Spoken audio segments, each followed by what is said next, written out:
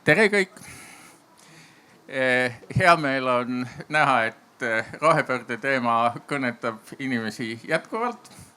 Meil on täna selline kelmika pealkirjaga arutelu, kuhu pöörad rohepööre. Aga pealkirja taga on ikkagi üsna tõsine sisu. Me teame, et maailmas on väga mitmesugused arengud, ka Euroopas. Selline entusiasm, mis oli võib-olla 5 aastat tagasi, on asendunud sellise üsna raske ajajärguga. Mõned on öelnud, et rohepööre läheb moest välja, aga võimalik, et see on hoopis selline aeg, kus ta omandab mingi natuke teistsuguse kuju. Kõige selle üle me hakkame siin arutama. Meil on siis üsna erineva taustaga inimesed, kes kõik proovivad kaasa mõelda ja leiutada rohepöörde teemadel. Ja püüame siis selles arutelus just nimelt ühiselt targemaks saada. Et meie eesmärk ei ole nii palju siin hakata vaidlema, et pööre või mitte ja nii edasi, vaid väga erinevate distsiplinaarsete ja elukogemuse tegevusala taustade põhjal hakata seda teemat siis arutama just praegusel ajal ja praeguses kontekstis. Kõigepealt osalejate tutvustus. Mina olen Leif Kalev, Tallinna Ülikooli politoloogia professor ja modereerin seda arutelu. Ja nüüd siis palun kõik ütlevad ise enda kohta natuke. Ja tere, mina olen Kristi Klaas, töötan Kliimaministeeriumis ja olen asekantsler, vastutades siis nii kliimapoliitika kui laiemalt rohereformide elluviimise eest. Tere, mina olen Jaanus Purga, siin rohetiiger, aga väga pika tööstuse taustaga ja enamus oma elust töötanud rasketööstuses, kaevanduses, keemiatööstuses ja ka nüüd teen peaasjalikult rohetiigri juures energeetika ja majandusalaseid toiminguid. Tere kõigile, mina olen Anu Realo, Warwicki ülikooli professor, Tallinna Ülikooli professor, Tartu Ülikooli külalisprofessor ja siin ma olen täna ilmselt ennekõike tänu sellele, et jaanuarist alates käivitus Tallinna Ülikoolis Euroopa rahastusel suur projekt Sustain Era, millega ma olen seotud ja millega me siis just püüame nendel teemadel natukene targemaks saada ja kestlikkuse teemadel uuringuid läbi viia. Ja tere, mina olen Tõnis Leht, poliitika kommenteerija, analüüsija ja siin ehk kõige rohkem seoses tegevusega Salgas või sihtasutuses Liberaalne kodanik, mis on koostöös ka nüüd Rohetiigriga sel aastal tegemas ühte sellist suuremat ühiskonna meelsuse uuringut, mis puudutab just rohepöörde teemasid, kliimat, keskkonda, sellega haakuvat majandust, energeetikat, et saada inimeste arusaamadest parem pilt ette. Ja osalejatega me saame nii palju tuttavaks, et julgustan küsima, kui tuleb küsimuste ring ja siis öelge oma nimi ja taust ka. Siis natukene nagu saame teada, keda see rohepöörde teema kõnetas. Me hakkame seda roheteemat harutama siis lähtudes niisugusest mõttest, et rohepööre peaks olema midagi, mis inimestele on arusaadav ja ka vastuvõetav nende meetmete osas. See ühelt poolt tähendab poliitika kujundamist ja praktiliste lahenduste kujundamist. Teiselt poolt inimeste kõnetamist ja selliste erinevate arvamuste pilti võtmist. Ja struktureerime arutelu 2 suurde plokki. Kõigepealt räägime siis sellisest rahvusvahelisest ja Euroopa vaatest. Rahvusvahelisest lühemalt, aga ikkagi mingid trendid maailmas proovime paika saada. Ja hiljem läheme siis majanduse, inimeste ja ühiskonna teemadeni. Ehk just selle Eesti konteksti juurde. Aga hakkame laiemast vaatest peale. me teame, et mõne aasta tagune selline suurem entusiasm, mis jõudis ka Pariisi kliimaleppeni ja terve hulga Euroopa aktideni, on siis tänaseks maandunud rakendamise tegelikkusse. Ja rakendamine on palju raskem kui ilusate sõnade kirjapanek ja allkirjade panek. Aga räägime sellest natuke täpsemalt ja võib-olla siin Tõnis teeb hakatuse ja räägib siis maailma rohetrendidest just, et kuidas see rohepööre siis käib ja kas ta üldse käib? Ja, no pilt on muidugi mitmekesine, et looduse seisukohalt muidugi väga suuri ja järske muutusi viimastel aastatel vajaduste mõttes ei ole, et kliima endiselt minu teada soojeneb ja kasvuhoonegaaside heidet on endiselt tarvis võimalikult kiires tempos vähendada. See nii-öelda baas on ikka sama, aga poliitiline pilt muidugi maailmas on muutunud tõesti, nagu sa Leif ka siin vihjasid, mitmekesisemaks.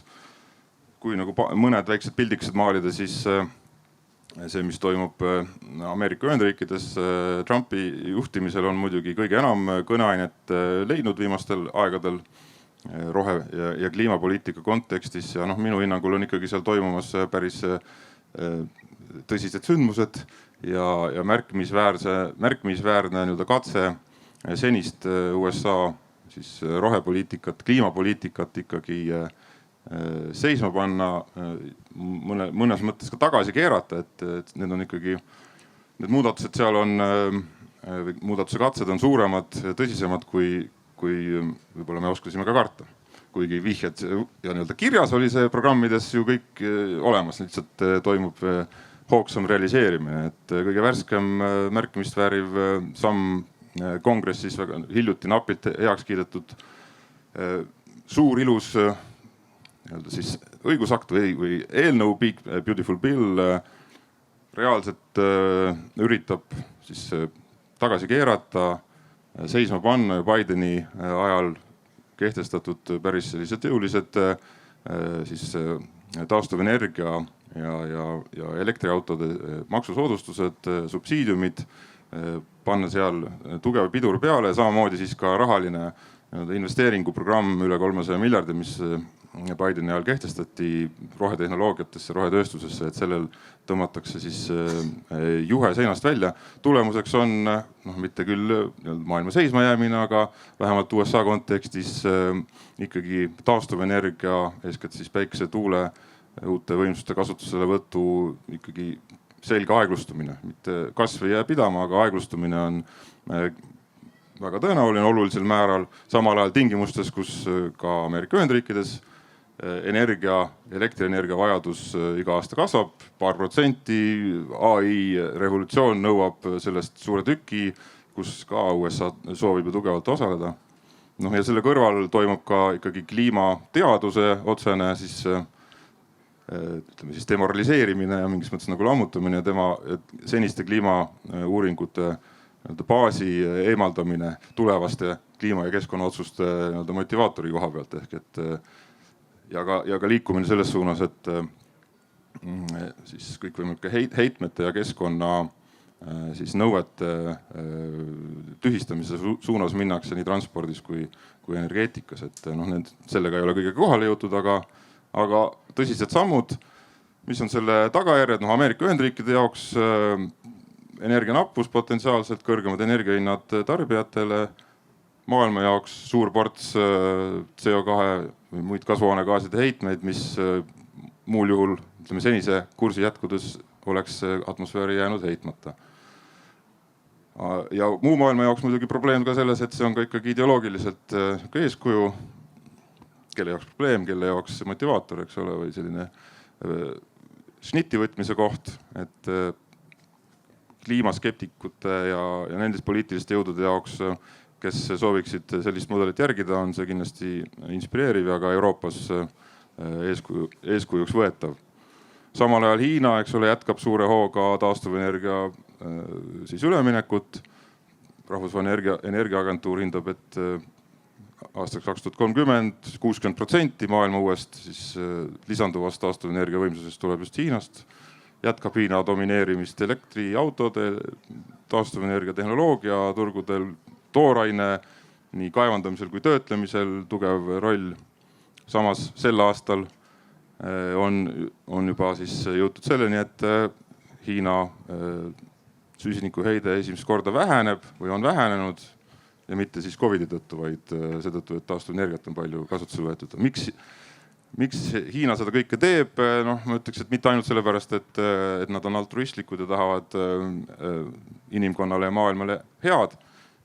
No ma arvan, et mingis ulatuses tahavad nad ka seda, et vähemalt oma keskkonna vahetut siis ütleme õhusaastet ja enda inimeste siis keskkonda parandada, mis vahepeal läks väga hulluks. See motivatsioon kindlasti olemas, aga muidu on seal taga ikkagi majanduspoliitilise, geopoliitilise, sõjalise mõjujõu kasvatamise soov läbi siis taastuvenergia ja rohetehnoloogiate. Euroopa Liidu juurde ma arvan, me jõuame siin veel pikemalt, aga Trumpi tariifide tuules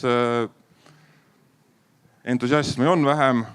2019, kui siis roheleppe vastu võeti kliima 2050, sest see kliimaneutraalsuse eesmärk kehtestati, siis sellega võrreldes me oleme natukene kuidagi meeleolu mõttes tõesti teises kohas.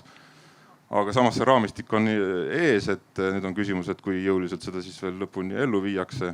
Kas 2040 kliimaeesmärk 90%, et kui palju sinna erandeid tuleb, kas siis süsinikuheitmega kauplemine laieneb see plaanitud tempos transpordi ja hoonete sektorile. Ja noh, neid poliitilisi jõude, kellele kõik see on sobiv teema, millele vastanduda, on Euroopas kindlasti tulnud viimastel aastatel juurde. Samal ajal globaalselt ikka toimub midagi positiivset ka, et kevadest aprillikuust, kui ma ei eksi, siis näiteks ÜRO Rahvusvaheline Merendusorganisatsioon saavutas sellist kokkuleppe, et laevandusvaldkonnas ikkagi süsinikuheitmeid hakatakse vähendama ja seal ka sellist süsiniku kauplemise süsteemilaadset mudelit rakendatakse, et merelaevandus väga oluline osa ikkagi heitme globaalsest jalajäljest. Tõsi, USA selles kokkuleppes kaasa ei löönud, aga midagi toimub ka positiivset ja üldised trendid muidugi majandusliku loogika pinnalt on see, et taastuvenergiat tuleb mühinal juurde, elektriautosid tuleb mühinal juurde. Nende taga on majanduslik loogika ja pilt ei ole muidugi ainult negatiivne. Et nüüd me juba teatud mustreid nägime. USA, kus on see väga tugeva poliitilise võitlusega seotud ja Hiina, mis siis nagu plaanimajanduslikult suurendab saastet veel lähematel aastatel, aga siis kavandab ka väga suurt nagu taastuvenergiale üleminekut. Meil ongi nüüd paneelis niiviisi, et üks inimene annab põhisisendi ja teised lisavad tarkust juurde. Ja siin ma kohe küsin, kas keegi tahab täiendada. Ma võib-olla võtaksid paarist Tõnise sõnasabast kinni. Võib-olla ühe kommentaari selle USA ja Hiina kontekstis, et kui USA teatas, et nad astuvad Pariisi leppest uuesti välja, siis väga üllatuslikult tegelikult Brasiilia näiteks oli esimene neist, kes tervitas seda, et väga hea, et kui USA taandub, siis meie oleme valmis seda rolli suuremas mahus täitma. Ja nüüd hiljaaegu ka Maailma Majandusfoorum tegelikult andis sellise kokkuvõtte, et kes on eesrindlikud riigid rohetehnoloogiate arendamises, siis top 3-s 2 olidki Hiina ja Brasiilia. Ehk et sellised laiemad keskkondlikud vajadused, et riigid näevad ikkagi seal taga, eks ole, ärilist potentsiaali ja võimalust tulu teenida, eks ju, et mille pinnalt tegelikult väga mitmeid otsuseid tegelikult ka riikides tehakse, eks ole, mitte ainult kliimamuutuste pidurdamise vaatenurgast lähtudes. Aga kui nüüd mõelda Euroopa tasandile, siis ma arvan, et see oli kuskil nüüdseks, ma arvan, 15 aastat tagasi, kui majanduskoostööorganisatsioon ehk OECD ütles nagu väga lihtsa põhimõtte, et tulevikus me võime põhimõtteliselt selle ära unustada, et meil üldse mingisugune keskkondlik või majanduslik heaolu eksisteerib, kui me ei oska neid erinevaid sektoreid arendada nii, et nad keskkonnale siis suurt koormust kaasa ei too. Ehk et me peame oskama ja suutma siis nii transpordis kui põllumajanduses kui ehituses kasutusele võtma selliseid lahendusi ja tehnoloogiaid, mis siis panevad keskkonnale väiksemat koormust kui seni. ja üldjuhul Euroopa poliitikas toimub niimoodi, et see, mida OECD ütleb, siis see jõuab kuskil 10 aastat hiljem Euroopa Komisjoni tasandile ja siis hakkavad tulema selle pinnalt õigusandlikud aktid. Siis aastal 2009 tuligi roheleppe ettepanek Euroopa Komisjoni poolt, mis oligi kantud sellest samast loogikast, eks ju, et igas valdkonnas me peame tegema midagi teistmoodi selleks, et kasvuhoonegaaside heide väheneks. Ja see katus oli siis heite vähendamise eesmärk. Ja ütleme 5 aastat toimetatagi ikkagi nagu selles tuules, et see kliimamuutus ja heite vähendamine on see eesmärk number 1, millest siis lähtutakse.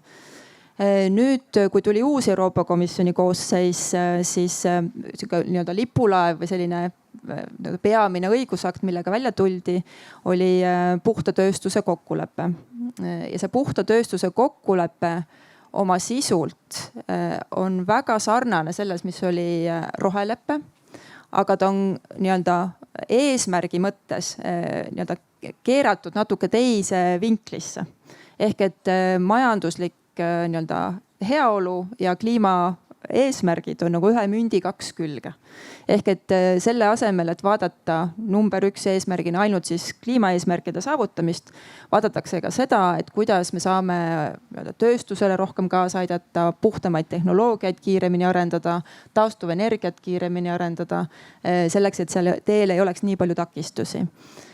Ehk et ma ütleks, et need trendid on mõjutanud seda, et ka Euroopa kliimapoliitikat ja rohepoliitikat nagu tehakse vähem missioonipõhiselt, aga rohkem sellist ratsionaalselt. Et konkreetseid samme läbi mõeldes, mida me siis teistmoodi tegema peame selleks, et päriselt nende eesmärkideni jõuda.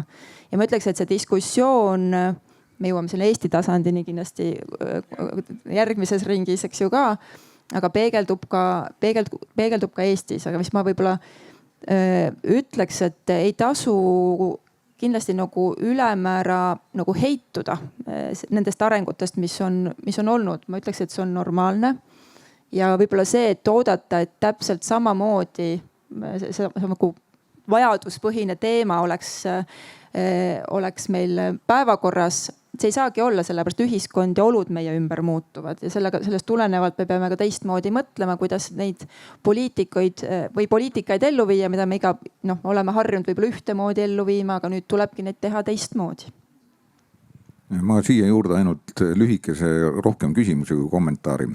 Et kui sa räägid, et see poliitikaloome protsess Euroopa Liidus on nii pikk, no nii ta on, ta võtab nii kaua aega, mitu koosseisu, siis aga ta nagu liigub ikkagi mingisuguses kindlas suunas, tegemata väga drastilisi nüüd tagasipöördeid, käändeid ja allaminekuid, isegi sõltumata sellest, kas tuleb üks või teine Trump.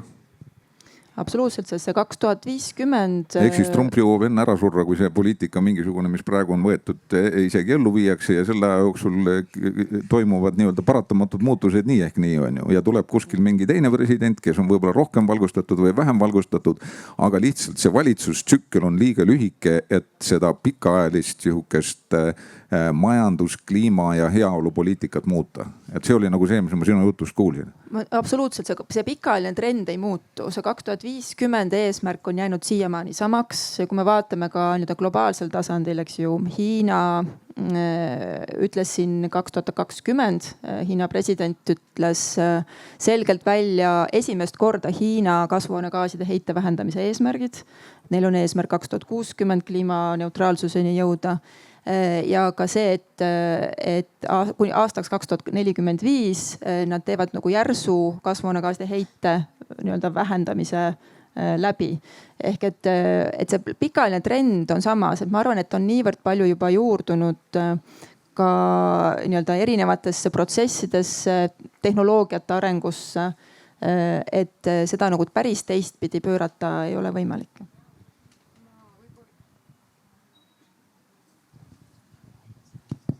Et ma võib-olla küsiksin siit oma kogenumate kolleegide käest Euroopa kohta seda, et mõni aasta tagasi ilmus artikkel, kus uuriti eurooplaste hoiakuid ja vaadati, kuidas see on seotud nende poliitiliste orientatsioonidega, et oli väga esinduslik uurimus, kus tuli siis selgelt välja see, et Lääne-Euroopas, mis siiski on olnud nagu selline juhtiv kese Euroopas nende trendide sättimisel, on väga selgelt nii-öelda parempoolsete poliitiliste hoiakutega inimesed vähem optimistlikud ja vähem toetavad selliste progressiivsete kliimapoliitikate suhtes, kui seda on nii-öelda vasakpoolsete vaadetega. Et see erisus tuli väga selgelt välja Lääne-Euroopas, samal ajal kui Ida-Euroopas ja mujal Euroopas nii-öelda selline poliitiline orientatsioon neid kliimahoiakuid eriti ei mõjutanud, et oli suhteliselt läbisegi, et ei ole tähtis, millist poliitilist orientatsiooni sa tingimata toetad ja see ei ütle sulle midagi selle kohta, et milline on sinu arvamus kliima ja kõigi nende teemade suhtes. Et kuidas teile tundub, et kas see võiks olla praegusel hetkel mingi ohumärk, näiteks arvestades ka sellist parempoolsuse teatavat võidukäiku teatavates Euroopa riikides, et kas see võiks ikkagi seda rongi sellelt õigelt teelt pisut kõrvale suunata? No ma arvan, et see tegelikult on selle rongi tempot vähemalt vahejaamades on juba mõjutanud, et tegelikult ju viimastel Euroopa Parlamendi valimistel, eks ole, EPP või siis konservatiivide, mõõdukate konservatiivide, mainstream konservatiivide partei perekond saavutas ju väga hea tulemuse, aga osa nende siis sellisest läbivast programmist oli ikkagi ka ettevaatlikum võib-olla ja natuke kriitilisem retoorika ka kogu kliimapoliitika suhtes, mis puudutas eriti just sellist mingis mõttes ikkagi ka tempo küsimust ja siis ikkagi ka majandus versus kliima päästmine, millele Kristi siin enne viitas, et seal toimus retoorikas ikkagi selge muutus. Ja mingil määral on see tõlkunud ikkagi ka poliitika muutustesse. Rõhuasetus on läinud rohkem majandusele, konkreetselt, mis on esimesena veel täiendavalt ohvriks sattunud. See ohvriks sattumine iseenesest ei ole halb, ma arvan, on siis kõik, mis puudutab aruandlust ja bürokraatlikku poolt, siis jätkusuutlikkuse või ESG aruandlust, et see on selline hea, lihtne, populaarne koht, kust näidata valijatele, et me teeme asju tervemõistuslikumaks, lihtsamaks, selgemaks ettevõtjate või majanduse jaoks. Ja seal oli ka, eks ka sisuliselt oli küsitav, kas kõike seda aruandlust ja bürokraatiat on sellises mahus ka väiksematele ettevõtetele tarvis ja ka suurematele. See oli selline esimene loogiline ohver. Ma ütleks, et sealt edasi nagu ei ole nii selgelt suurt trammi või rongi suuna muutust olnud. Aga selle taga on tõesti ka see, et see 2050 ja see üldine raamistik, mis 2019-2020 ju otsustega paika pandi, on nii hea ja tugev. Et ma ütleks, et kui seda ei oleks tollel hetkel nii ühtselt kokku lepitud, siis tänasel päeval ma kahtlustan, et me sellist üle-euroopalist kokkulepet ei pruugiks saavutada, et vähemalt mitte nii ambitsioonikat. Aga üldine tunne, seda rongi on tõesti rööbastelt ka parem populistlikumatel jõududel päris raske maha tõsta, et liigub ikka edasi, aga garanteeritud pole ikka midagi selles mõttes. Ma võib-olla lisaksin siia juurde, et hea näide ongi Suurbritannia või Ühendkuningriik, kus tegelikult peale Euroopa Liidust lahkumist on suht meelevaldselt loobutud erinevatest eesmärkidest puhtpoliitiliste otsustena ja kunagi ei ole päris kindel, mis järgmisena tehakse, sest tundub, et need siduvad raamistikud on palju nõrgemad nüüd, kui nad eelnevalt olid. Ja nüüd selle rahvusvahelise ja Euroopa pildi täienduseks ma omalt poolt lisan natuke ka muu maailma kohta, et me rääkisime põhiliselt läänemaailmast, aga me teame, et läänemaailmas on päris vähe inimesi, kuskil 15% kogu maailma rahvastikust. Et suurem osa inimesi elab mujal ja tossutamine hakkab ka üha rohkem sinna kanduma. et ma ekstra vaatasin siis neid riike, mis ei ole väga tublid. On naftariigid Araabia poolsaarel, teised naftariigid, kes siis väga teadlikult püüavad hoida oma kasumiallikat elus, kuigi osa neist ka võtab selle tulu arvelt uusi tehnoloogiaid kasutusele, aga nad oma rahast ilma ei taha jääda. Siis sellist väga rahvarohked riigid nagu India, Indoneesia, kus ka rahvastik kasvab, Kagu-Aasia. Seal on võib-olla sõnu, aga mitte tegusid eriti, nii et kõik need kokkulepped, kuhu nad alla kirjutavad, me ei saa olla väga kindlad, et sellest midagi nii-öelda praktikas juhtub. Ja võib-olla kõige suurem osa riike on sellised, eriti Aafrika riigid, kus on vähe ressurssi, palju inimesi ja isegi kui nad tahaksid midagi teha, siis neil ei ole selleks tegelikke võimalusi. Nii et see maailma kontekst on veel mitmekesisem, kui siit võib-olla läänemaailmast vaadates tundub. Ja on selge, et saab olema väga raske selle Pariisi eesmärkide pidamine, isegi kui Euroopa ja USA kõik väga tublisti ära teevad. Aga astume nüüd sammu Eesti poole, jäädes ikkagi veel nagu riigi poliitika kujundamise ja valitsemise tasandile. Ja selles Sustain Era projektis on meie üks huvi keskmeid just selline inimestele arusaadav ja vastuvõetav rohepöörde poliitika lahenduste kujundamine ja leidmine. Ja selles kontekstis on võib-olla hea võimalus Kristilt küsida, kuidas siis Eesti nüüd nende Euroopa rohe-eesmärkide seadmisel kaasa rääkis, sest see on tõesti pikk menetlus, kus on palju eelaruteluvoore, kus põhiliselt asjad paika pannakse. Ja kuidas meil rakendamise kogemus on just sellise ettevõtjatele ja inimestele vastuvõetavuse võtmes? Et kas me oleme seda algset sihikut kuidagi juba sättinud, kas on hakatud rohkem võib-olla kaasa rääkima või lausa kaasa tulema, võib-olla väike pilt sellest? Ja võib-olla selle Euroopa ja Eesti kontekstis ma arvan on huvitav see, et kui kogu see kliimaneutraalsuse eesmärgi seadmine oli aastal 2009, et siis poliitiline juhtimine Eestis ei olnud seda valdkonda kuidagi soosiv. Et ta pigem oli selline, mis ei toetanud vastavate eesmärkide seadmist. Ja ütleme, et ka... Mõtled vist 2019, eks? Vabandust, 2019 ja roheleppe on ka 2019, mitte 2009, ma ütlesin enne valesti. Ja ütleme ka see ühiskondlik debatt või arusaamine, et mis asi see kliimapoliitika üldse on, miks seda on vaja Eestis, me neid muutusi ju ei näe. Et see oli ka väga-väga lapse kingades, et tollel hetkel tegelikult selle eesmärgiga kaasa minna oligi Eestil nagu keeruline, et me olime Ida-Euroopa riikide, väikese riikide blokiga üks nendest, kes üritas seda takistada, selle eesmärgi vastuvõtmist.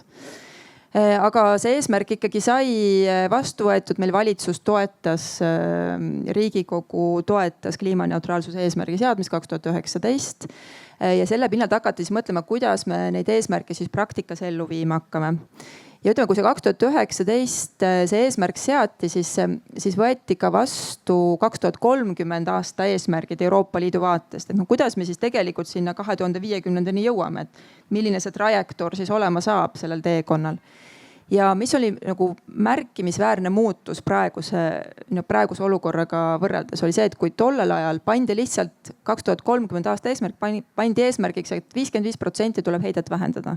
Keegi ei küsinud, kuidas, palju see maksma läheb, mida meil selleks vaja on, pandi missioonipõhine eesmärk.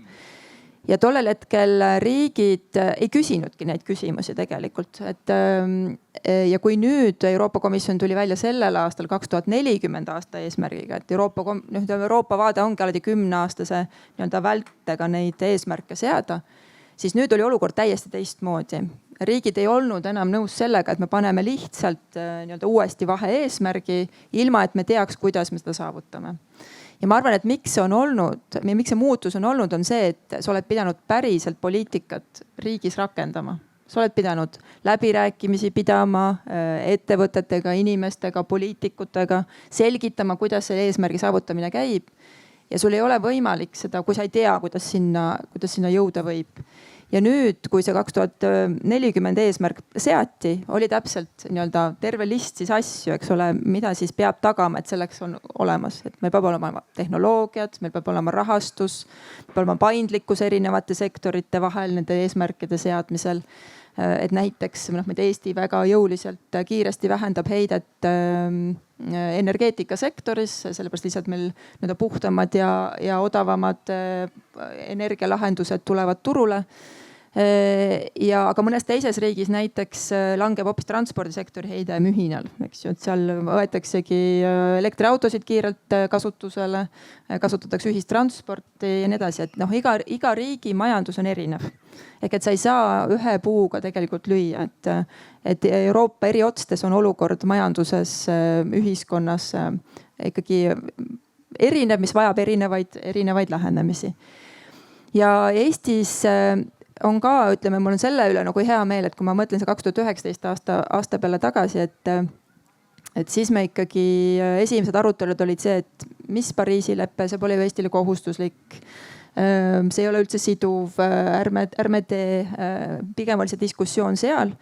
Siis praegu, nüüd kui me kliimakindla majanduse seadust oleme ka välja töötanud ja selle eesmärk ongi olnud see, et läbi mõtestada, mida me päriselt peame tegema selleks, et energeetikasektoris heide väheneks või mida me peame tegema selleks, et transpordis see nii-öelda intensiivsus ja heide väheneks.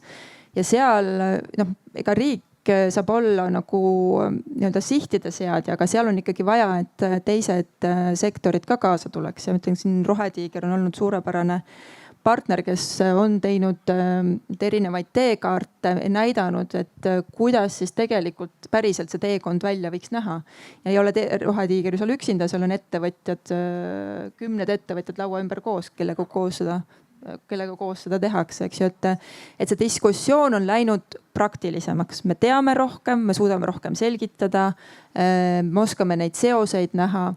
Ja loomulikult Kuklas me hoiame kogu aeg seda ka, et kuidas me saame neid muutusi teha nii, et Eesti inimesele läheks elu paremaks, Eesti ettevõtetel läheks hästi.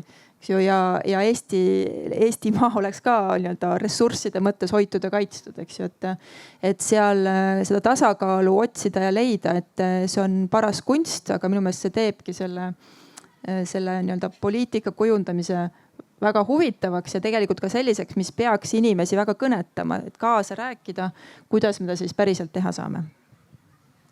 Ja siia korjame ka kollektiivset tarkust nüüd juurde. Eesti poliitika kujundamine Euroopas ja siseriiklikult. Ma siia siseriiklikult räägin nii palju, et see esimene ots, mis oli et kui eesmärgid pandi paika numbriliselt ja need tundusid rohkem siuksed missiooni eesmärgid, teadmata seda täpselt, et mida selleks tuleb teha, mis see maksab ja millised sellel mõjul on, siis nüüd on tõepoolest minu arust selle viimase siukese ütleme 3-4 aastaga, ütleme võib-olla 4-5-ga on see teadlikkus täpselt tõusnud ja nüüd kui küsida inimeste käest, kes on vähemalt valdkonna spetsialistid, ma ei mõtle, et iga inimene peab seda automaatselt vastust teadma, aga kui sa küsid energeetika inimese käest, küsid põllumajanduse inimese käest, küsid transpordi inimese käest, ehituse inimese käest, et näed, et kui sa pead nüüd aastaks 2040 jõudma oma valdkonnas sellise eesmärgini, mis sa peaksid tegema? Ja nüüd ta juba ütleb 1, 2, 3, 4, need on need asjad, mis on suure tõenäosusega annavad mulle mulle 80% efektist ja nendel on sihuke maksumus, ma saan neid teha. kas ma tahan neid teha, see on juba teine küsimus ja see sõltub inimese sihukesest oma tõekspidamistest ja selleks, kas teda sunnitakse selleks või on see kasulik või on mingisugune muu motivatsioon. aga jah, 2019 neid vastuseid ja sihukese küsimusi ei olnud ja näiteks nendes valdkondades inimesed ka Eestis teadsid oluliselt vähem. aga kui sa nüüd räägid energeetika inimesega, mis on mulle hästi südamelähedane teema, neid ei ole Eestis ju nii väga palju ja ka suuri energiafirmasid pole nii väga palju. Nad teavad kõik üsna täpselt, mis teha, kuidas ja isegi siis, kui nad ilmtingimata ei ole päris ausad selles riigi suhtes, siis nad vähemalt oskavad küsida midagi selle eest vastu. aga vähemalt tehniliselt on need asjad rajatavad, siis tuleb edasi kaubelda selle üle, et kas, kes ja kui palju maksab. aga nagu sisulise koha pealt on Eesti ühiskond minu arust väga oluliselt targem praegu. ma võib-olla võtaksin natuke seda optimismi selles osas maha, mis nagu Eesti elanikkonda tervikuna puudutab, et erinevad uuringud, mis on läbi viidud, on need siis erinevad sotsioloogilised või ka antropoloogilised uuringud ja ka mõned paari aasta tagused ja mõned päris värsked ja mõnest ka Tõnis räägib meile pärast lähemalt. Küll selliseks optimismiks põhjust ei anna. Ma ütlesin valdkonnaga seotud nagu inimesed, ehk siis see on palju kitsam. Ja aga nagu mõtleme ikkagi nagu ka laiemalt, et kui mõelda Eesti ühiskonna peale tervikuna, siis paraku on ikkagi see rohepööre tervikuna jäänud inimestele pisut hoomamatuks ja millekski, mis on neile ülevalt poolt justkui nagu peale surutud ja mis kõige olulisem, millega püütakse neilt midagi ära võtta. Et see tunne, et see tegelikult teeks meie elu paremaks siin maamunal, nii-öelda tagaks heaolu meie järgnevatele põlvkondadele, et see sõnum on ikkagi väga halvasti levinud või kui üldse. Aga miks see nii on?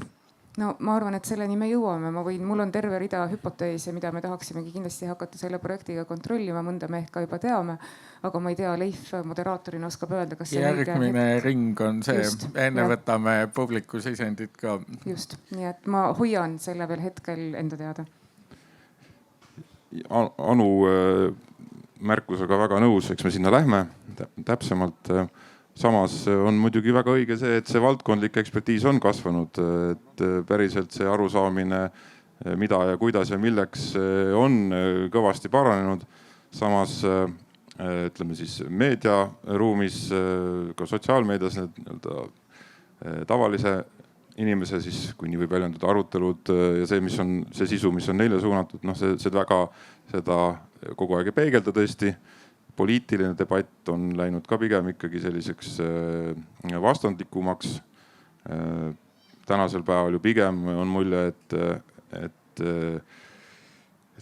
rohepöördega jätkamine, see on, ütleme siis, liberaalsemate erakondade probleem. See on nagu see võib-olla see nurk, kuidas seda ka meedias palju väljendatakse ja ka teised erakonnad seda väljendavad. Siinjuures mul on väga hea meel, et tore on meenutada, et tegelikult tõesti on väga erinevad valitsused, erinevate koosseisudega valitsused meie kliimapoliitikat kujundanud ja ka Euroopa Liidus kaasa rääkinud ja neid otsuseid teinud. Et tõepoolest 2019, kui see põhiline, 2020, kui need põhilised kokkulepped ju formaliseeriti kliimaneutraalsuseks, et siis oli Jüri Ratase valitsus koos siis Keskerakond, koos EKRE ja Isamaaga. Ja eks need ettevalmistavad sammud tehti juba ka paar aastat ju varem, kui oli samamoodi ikkagi Keskerakonna juhitud valitsus, et see ei ole, et täna võib jääda mulje, et see on nagu ütleme siis Reformierakonna või sotside ja Eesti 200 probleem ainult, et see teema, millega tegeleda, et ei, sellesse on ikkagi kõik saanud panustada, et vahepeal tasub meenutada. Ma lihtsalt ütleksin nii palju juurde, et jumal tänatud, et seda valdkondlikku ekspertiisi vähemalt on juurde tulnud, et kui seda ka ei oleks, et siis oleks ikka asi suht lootusetu, et ütleme, et see on tore, olgem rõõmsad väikeste edusammude üle, et see on. Jah, mina olin ka omal ajal üllatunud, et niivõrd metafoorselt või suhtekorralduslikult neid asju käsitleti, et see tagasilangus oli hõlpsasti ennustatav. Tavaliselt ikkagi poliitikameetmed mõeldakse läbi ja õnneks me nüüd oleme jõudnud aega, kus ikkagi ka ütleme turuosalised või selles sektoris tegutsejad küsivad õigeid küsimusi. Huvitav, et me neid enne ei küsinud. nüüd võtamegi osalejate ringi, andke käega märku, tutvustage ennast, aga palun hoidke küsimus või kommentaar võimalikult lühidana ja. Aitäh, Leif, olen Ivar Räig, Eesti Rooma klubi ja mul on niisugune skeptiline küsimus, et sellest vestlusest, mis me äsja kuulsime, jääb mulje, et nüüd on Hiina ja Euroopa on need targad ja Ameerika on see loll, Trump. Ja minu skeptisism seisneb selles, et Ameerika ülikoolid on ju maailma kõige kuulsamad ja kõige tunnustatumad ja kõige edukamad ülikoolid, et kuidas see Ameerika siis nüüd nii lolliks on jäänud. Ja et ma küsin siis härra Lehe käest ja ma võin tuua ühe hea paralleelse näite, et kes on need lollid nõunikud siis Trumpil, et kas nimeliselt on teada, kes need on, võib-olla nad on hoopiski vastapidi ülitargad. Ma võin ütelda, et majandusnõunik Navarro oli sealt samast Harvardist, Harvardi professor, kes ütleb nüüd, et see protektsionism on õige ja vaba turg ei ole õige enam, eks. Ta oli küll seal vähemuses, aga praegu ta võib-olla maksab kätte nendele, kes teda tõrjusid, et ta oli üks niisugune imelik, kes tahtis protektsionismi, aga nüüd ta viib ellu selle protektsionismi, eks. Ma küsin, et järsku on kliimapoliitikas ka midagi, et järsku on need ameeriklased kuskil jõudnud mingisuguse teadmiseni, mis on tark ja Hiina ja Euroopa jäävad lolliks. Aitäh. Korjame siit veel nagu mingi hulga küsimusi ja siis vastame koos, et kes tahab veel kommenteerida või küsida, andke märku. Rohepööre maailmas, Euroopas, poliitika kujundamine, valitsemine. No võtame siis vastuse. Ma muidu ei arva sugugi, et Trumpil oleks lollid nõunikud või et ta ise ka sellesse kategooriasse kuuluks, et eks seal taga on erinevad motivatsioonid või motiivid, et Trumpi ja tema lähikonna loogika on natukene teine, et seal on ka tugev ikkagi poliitiline loogika, mis puudutab, ütleme siis suhtumist kogu sellesse rohepöördesse, taastuvenergiasse. Siis ka juba valimiskampaania käigus on ju Trump tugevalt toetunud ikkagi traditsioonilisemale fossiilkütuste, fossiilenergia sektorile. Sealt on saadud suures ulatuses kampaaniaraha, mis kindlasti ka Trumpi aitas. See on see sektor, mida Trump peab oluliseks ka isiklikult ja oma erakonnale laiemalt toetusbaasina. Poliitilise kitsa loogika mõttes ei ole seal midagi nagu rumalat, et sinna rõhku panna.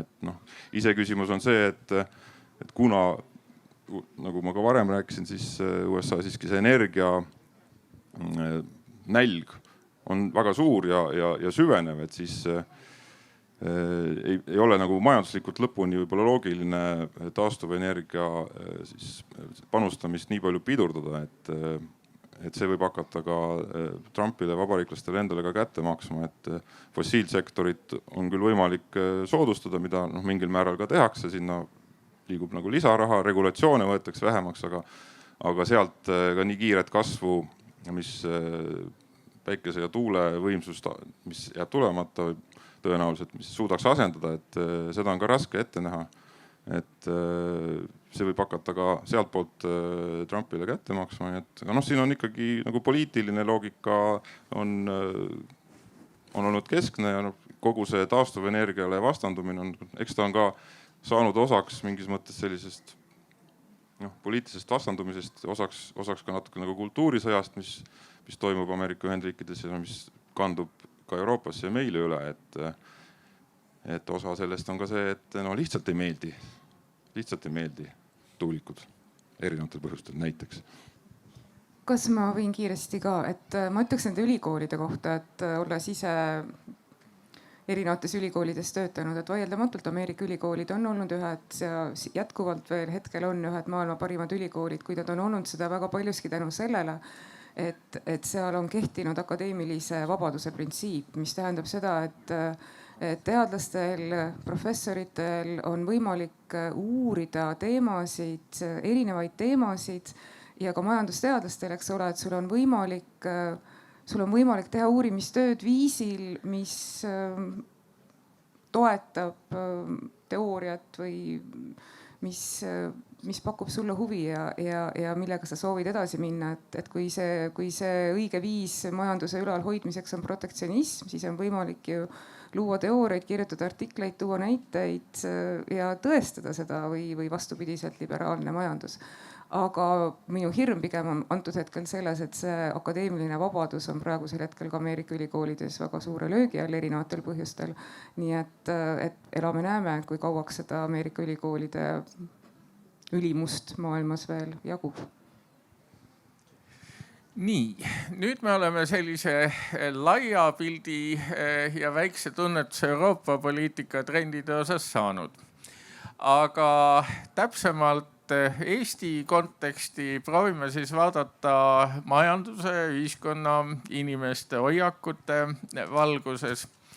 Ja siin meil on ka mõned sisendid ja võib-olla siis Jaanus hakkab peale ja ütleb ettevõtja vaates, et kuidas see rohepöörde tegelikkus siis paistab.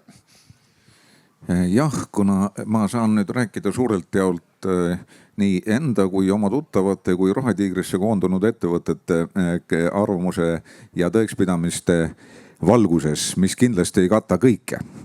Aga kui selles valguses vaadata, et miks on nüüd viimasel ajal, ma mõtlen statistiliselt tagasi, nüüd ma praegu ei räägi sellest, mis nüüd tuleb. Aga viimase sihukese 3, 5, 7 aasta jooksul erinevad ettevõtted tegelenud siis kliimaeesmärkidega, keskkonnaeesmärkidega, kestlikkusega, siis põhjused on täiesti erinevaid. Ja kui võtta omaniku otsus, et kas sa hakkad sinna suunas vaatama, kas sa hakkad sinna midagi panustama või kas sa ehitad oma tulevikku näiteks üldse üles selle peale, et oluliselt kestlikumalt ja teistmoodi ja kliimasõbralikumalt oma asju ajada, siis selleks võivad sul olla väga erinevad põhjused. Esiteks on see, et kui pikas perspektiivis sa üldse vaatad. Teiseks on see, mis turgudele sa müüd ja kas sa paratamatult pead turunõudlust arvestades neid muutusi tegema ja kestlikumaks liikuma. Ja kolmandaks võib olla ka see, et sa oled ise seda usku, täiesti missiooni inimene, nagu alguses siin jutt oli, et sa oled missiooni inimene ja sa arvad lihtsalt nii, et see on õige teha. Ja neljas võimalus on see, mida väga paljud ettevõtted ka kasutavad ilma igasuguse salgamata, et nad ei tee mitte midagi. Ja nende taktika on näiteks see, et isegi kui seadusandlused muutuvad ja nõudmised muutuvad ja ka turud ära kukuvad, siis nad ei kuku kohe. Ja seni, kui nad ei kuku, seni ma venitan kummi või siis põhimõtteliselt võtan vanast tehnoloogiast ja vanast tehasest kõik, mis võimalik on ja siis panengi oma tehase kinni. Ja selles ei ole ka mitte midagi valet, see võib äriliselt olla täiesti õige otsus ja kui sa oled teatud vanuses, siis võib-olla sa ei tahagi seda teha. Et siis sa rahulikult runnid oma asja nii-öelda lõpuni, sinu elutöö ongi tehtud ja ilmtingimata ei pea olema sellel elutööl edasi andmine. Mõni asi lihtsalt lõpeb ära ja mõnda äri enam teha ei saa. Ja selles ei ole midagi valet ja ma ei saa mitte kuidagi neid hukka mõista, kuigi see ei tähenda, et ma neid ka tingimata armastaksin. Aga lihtsalt ja sellised ettevõtjad või sellised ettevõtted ja selline mõttelaad ju genereeribki sihukest a la Trumpi poliitikat, et kui neid on piisavalt palju, siis nende huvides on see, et seda venitamist ka seadusandlust toetaks võimalikult pikalt. Ja kui tuleb võimule sihuke valitsus paariks aastaks näiteks, siis nad kasutavad seda võimalust ära. Ja jälle nagu otseselt pragmaatiliselt ettevõtja seisukohalt ma ei saagi mitte midagi ette heita, et siin on majanduslik loogika täitsa olemas.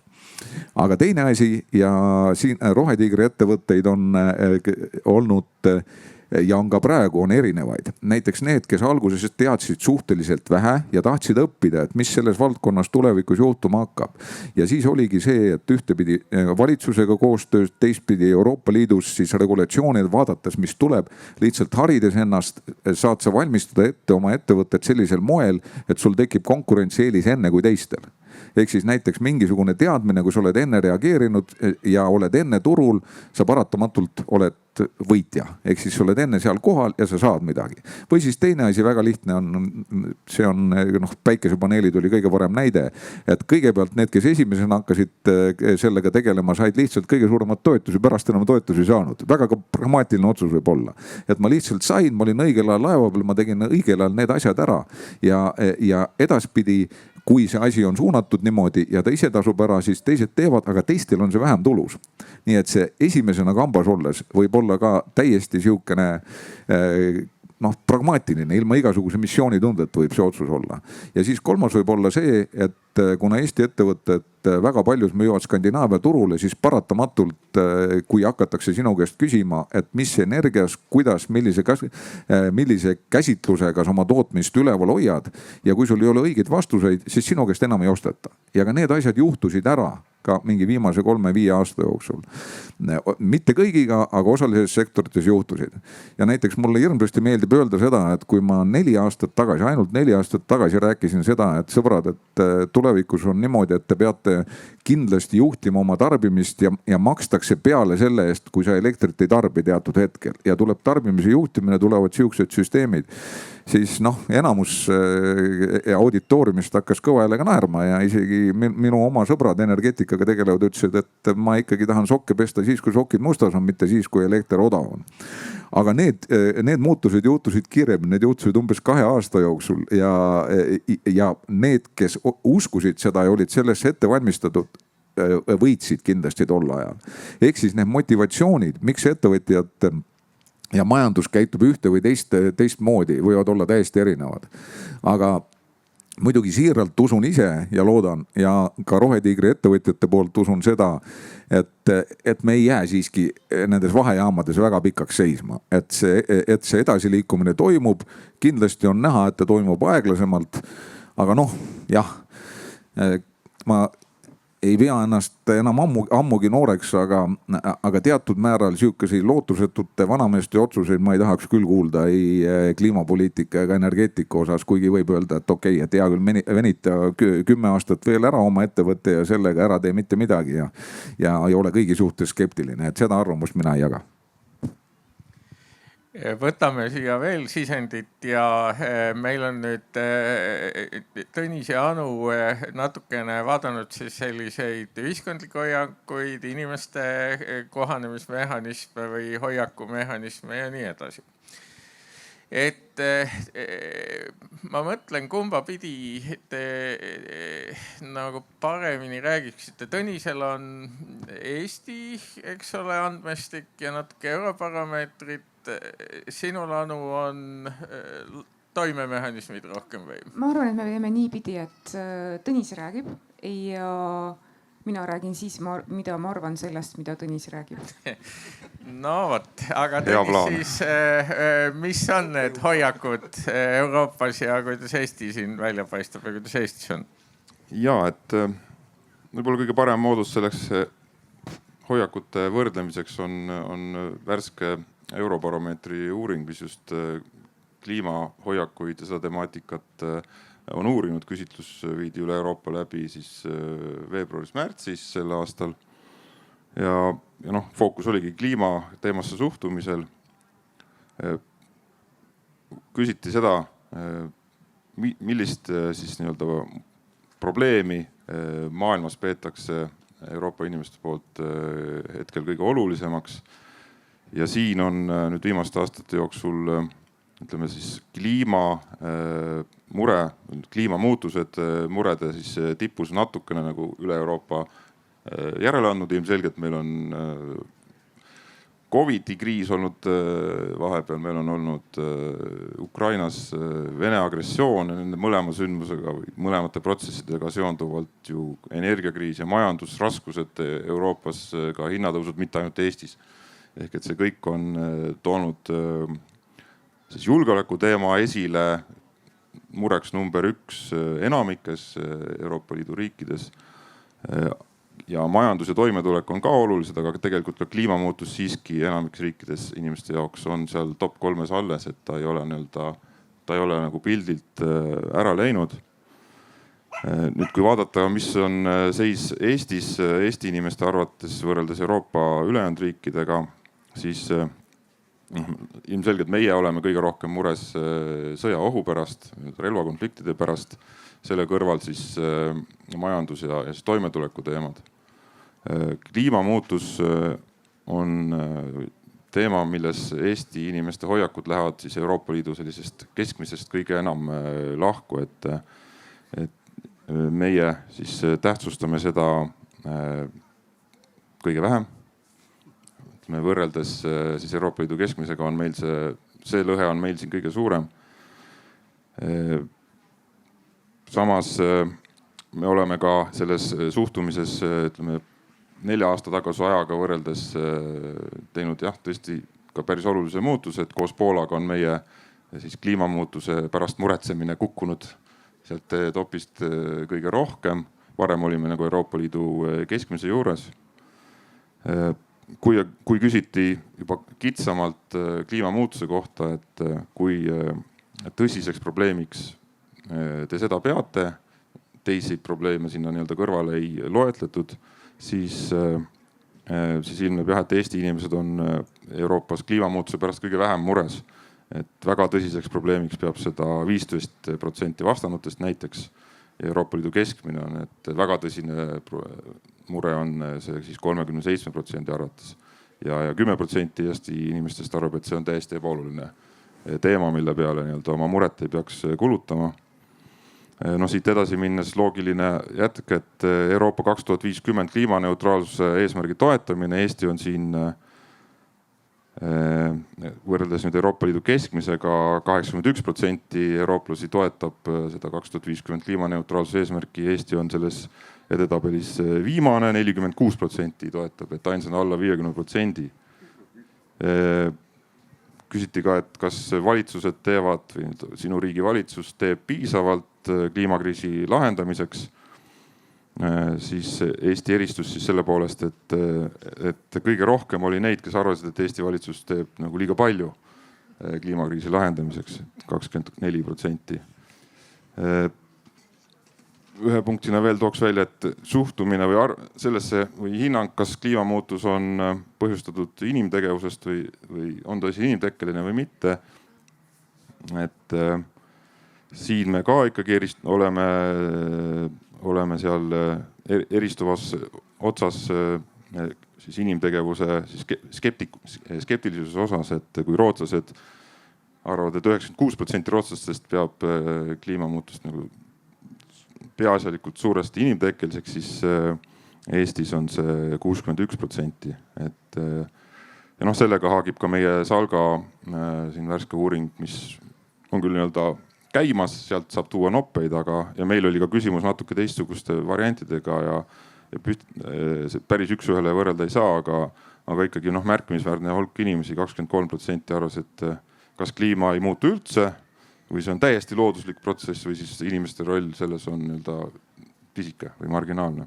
Ehk et ikkagi päris oluline hulk inimesi. Ja veel meie Salga uuringust 65% inimestest ei usu, et kliimamuutustel oleks mõju Eesti inimeste elule, endi elule lähiaastatel. Siin iseenesest ei ole midagi, see on täiesti loogiline positsioon, et tõesti Eestis ju ei ole väga tugevalt näha olnud teravaid otseseid kliimamuutusi.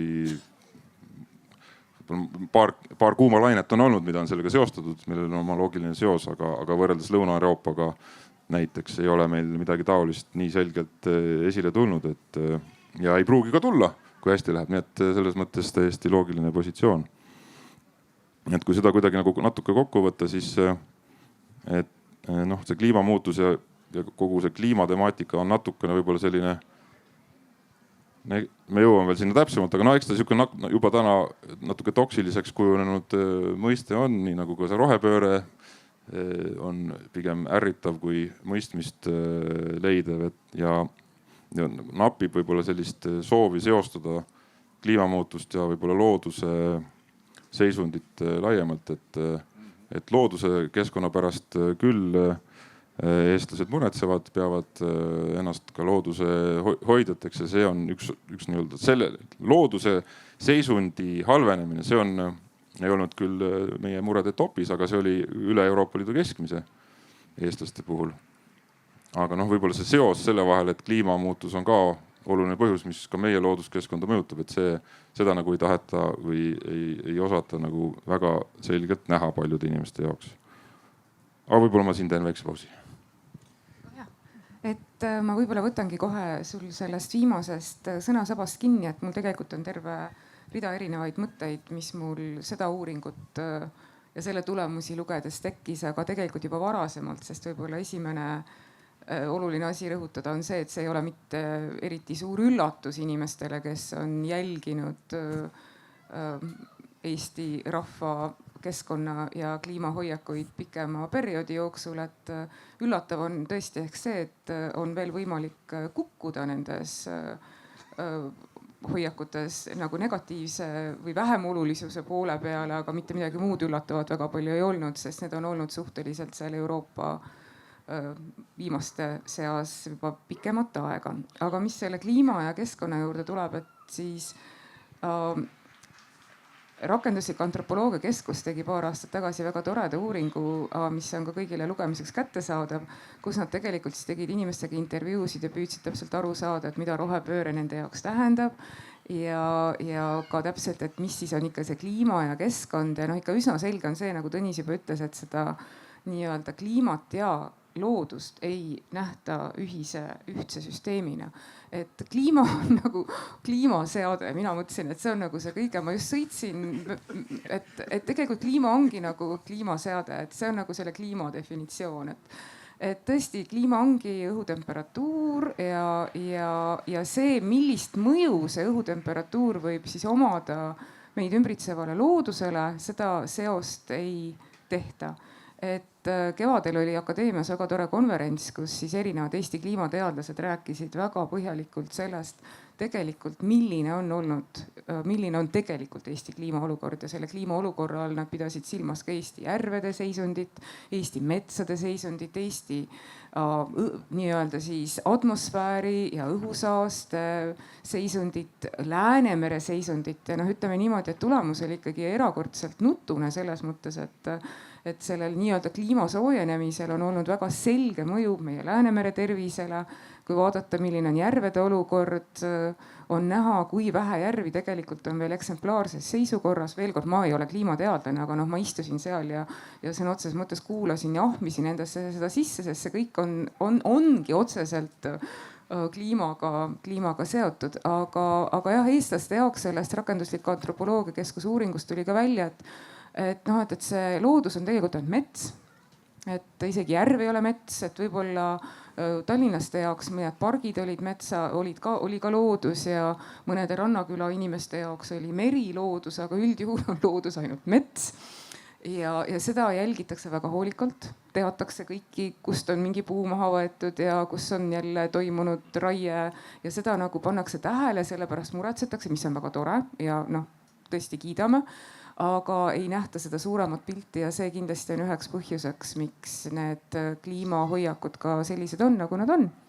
Ja ma natuke sellest metsast haaran ka kinni, et ja ka majanduslikust mõõtmest versus siis keskkonna ja looduse kaitse, et ilmselgelt ka meie see majandusseisukord ühiskonnas on viimastel aastatel olnud raske. Ka julgeolekuteemad on olnud esil, need on omavahel ka seotud, hinnatõusud on inimesi muserdanud, et see meeleolu ühiskonnas on päris kehv juba olnud, et võib-olla objektiivselt ei olegi enam nii kehv, aga see meeleolu igal juhul on ikka päris kehv. Ma võib-olla ütlekski siia vahele, et tegelikult see on üks minu näilistest hüpoteesidest, mida tahakski kontrollida, et see on see nii-öelda tajutud kehvus, et loomulikult olgem ausad, et hinnatõus ongi olnud väga suur ja majanduslik ebakindlus ning kõik need muud poliitilised ja majanduslikud protsessid, aga kui me ikkagi väga objektiivselt maailma mastaabis vaatame, siis Eesti on rikaste riikide nimekirjas. Me kuulume kõige kõrgemalt arenenud riikide nimekirja ja see vaesus on natukene meie peas kinni, sellepärast et me ei ole siiamaani jõudnud oma vaimuga sellesse seisundisse, kus me tegelikult nagu aduksime seda, et meil tegelikult nagu globaalses mõttes meil läheb nagu kohutavalt hästi, isegi kui tegelikult nagu hinnad tõusevad ja rahakotisse saab raha kiiremini otsa. nii et tegelikult see mõtlemine ei ole nagu tegelikkusele järgi jõudnud ja see kindlasti on üks nendest põhjustest. aga Eesti inimesed üldiselt nagu, kui küsida, et kas toetate, ütleme siis elukeskkonna või looduse hoidmist, kas seda peate oluliseks, siis seda printsiipi, keskkonnakaitse või loodushoiu printsiipi, teoreetilist printsiipi peetakse muidugi oluliseks ja selle all tõesti palju mõeldakse ka just metsa peale. Et noh, küsisime ka meie siis, et kuivõrd toetate ühiskondliku muutusena tootmise ja tarbimise vähendamist, et see võiks olla seda peetakse oluliseks keskkonnahädade põhjuseks, et on ületarbimist ja sellist keskkonna saastavat tootmist, siis noh, seda printsiipi toetas, et 68%, et sellist keskkonnavaenulikku tarbimist ja tootmist võiks vähendada. Ei toetanud 27%. Aga kui küsisime, et kas toetaksite ka siis, kui see tähendaks teie sissetuleku langust, siis nendest, kes varem toetasid, oli valmis nii-öelda oma sissetulekus järgi andma 43%. Et siin Tallinna Ülikool on ise teinud, sealt me võtsime ka SNIT-i analoogset keskkonnateadlikkuse uuringu raames seda sama ka varem küsinud, eks ole, ega meie tulemus sellest põhimõtteliselt ei erinenud. Ja siis küsisime ka veel, et kumb on teie meelest prioriteetsem, kas keskkonna kaitsmine või majanduskasv ja töökohad, siis noh, see peegeldab nüüd juba nii-öelda muret majandusolukorra pärast. 35% peab keskkonda kogu vastajaskonnast olulisemaks, 65% majandust ja töökohti. Ehk et kui on juba nii-öelda ka laial skaalal küsimus, et kas töökohad ja majandus, et siis versus keskkonnakaitset, siis pigem ikkagi majanduse töökohad. Aga samal ajal, kui lähme nüüd metsa korraks, küsisime, et kumb on teie meelest prioriteetsem, kas metsa kaitsmine või majanduskasv ja töökohad, siis siin oli selgelt 65% pidas olulisemaks metsakaitset, 29% majandust ja töökohti. Ehk et on metsarahvas. Jah, täielik metsarahvas ja metsa puhul see nii-öelda majandusmõõde ei kehti. Samamoodi nagu üldises nii-öelda küsimuses. Võib-olla üks mõttekoht siia selle nii-öelda kliima ja nii-öelda väga praktiliste küsimuste juurde tulles, et mulle tundub ka see, et nii-öelda see kliima tähendus ongi midagi muud inimeste peas ja kui sa küsid väga nagu spetsiifiliselt, eks ju juba ma ei tea, kas majandus või mets või prügi või sissetulek, eks ole, et siis inimesed saavad nagu sellest paremini aru.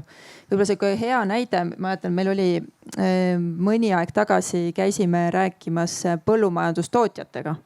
Ja kui sa küsid tootjate käest, et kas te panete tähele mingisuguseid kliimamuutusi, siis kõik ütlevad, et ei oska nagu ühtegi kliimamuutust välja tuua.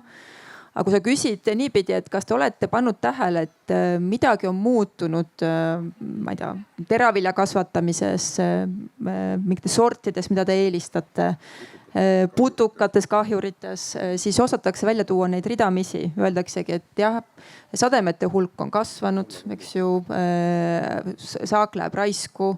Ma olen pidanud valima uusi sorte, eks ole, mida ma üldse külvan, sest need vanad sordid enam ei tööta.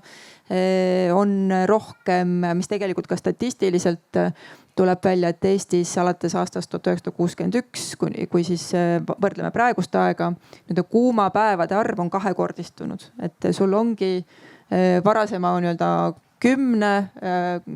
kuuma päeva kohta aastas on 20, eks ju. Et siis ütled, jah, et meil vett ei jätku näiteks mingitel hetkel, kui on vaja kasta, eks ole, ma ei tea, oma saaki, eks ju. Et siis osatakse seda linki nagu tuua. Et võib-olla see nii-öelda tahaks olla väga see uuringu osa ka, eks ole, panen hüpoteesi ka, eks ole, et peakski rääkima teistmoodi, praktilisemate, elulisemate näidetega ja mida siis tegelikult kaasa toob. Jah, ma arvan, et see on iseenesest väga hea mõte, ainukene nagu selline väike kiire kommentaar oleks see, et kui küsida üldiselt keskkonna kohta, siis tulemused on enam-vähem samad nagu kliimaga. Et tõesti peab minema väga spetsiifiliseks, et küsima kooreüraskite ja nende kuivade päevade ja konkreetse metsa kohta, et vot siis tegelikult see tunnetus nagu tekib. Olen sellega nõus. Aga huvitav on see, et sa ütlesid, et kui looduse kohta küsida, nagu loodushoiu kohta, mitte nagu keskkond ja mitte kliima, aga kui loodushoiu kohta küsitakse, siis seda mõtestatakse kuidagi teistmoodi. Ja selle koha pealt siis eestlaste ja meie siis Eestimaa elanike suhtumine on nagu hea, aga see ei väljendu käitumises ilmtingimata. Jah, no loodus, ma arvan, et ka edasise rohepöörde, mis iganes muud sõna selle asemel siis kasutada, roheülemineku siis selgitamisel on üks mõõde on see just nii-öelda kasu tugi loodusele. Ka keskkond on muidugi juba selline tehniline sõna juba natuke, aga mitte veel kõige hullem. Aga loodus on hea. Selles mõttes kõik tahavad, et oleks loodus puhas. Ja ütleme ka elukeskkond, seda võib ka ikka kasutada, et elukeskkond oleks puhas, kus oleks hea elada. Aga ma toon ühe näite veel, et mis on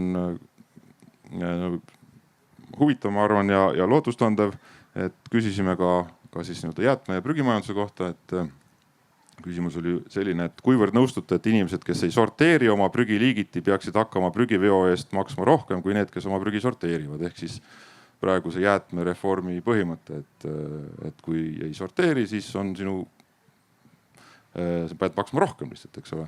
Ja selle printsiibiga oli siis 2/3 nõus või toetas seda.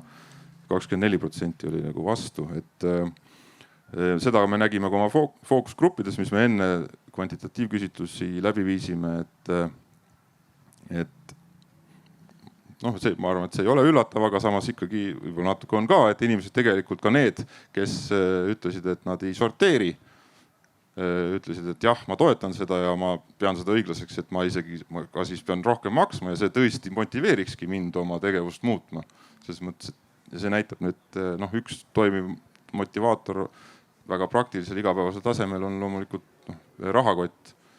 Siin on hästi selge seos. Rõhutati loomulikult ka meil fookusgruppides siin otsa muidugi kohe, mis on väga oluline printsiip ja kehtib erinevates poliitika valdkondades.